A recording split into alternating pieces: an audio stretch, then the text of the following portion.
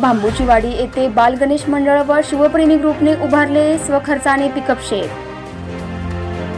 पाटण तालुक्यातील असलेल्या बांबूची वाडी येथे बाल गणेश मंडळ व शिवप्रेमी ग्रुपच्या वतीने स्वखर्चाने रस्त्यालगत पिकअप शेड उभारले गेले आहे। तेथील प्रवाशांना नागरिकांना उन्हाळ्यात पावसाळ्यात पिकअप शेड नसल्याने गाडीसाठी रस्त्यावर उभे राहावे लागत होते। मात्र बांबूच्या वाडीतील बाल गणेश मंडळ व शिवप्रेमी ग्रुपच्या सदस्यांनी ही समस्या लक्षात घेऊन सामाजिक कामात लक्ष घालून स्वखर्चाने पिकअप शेडची उभारणी केली आहे।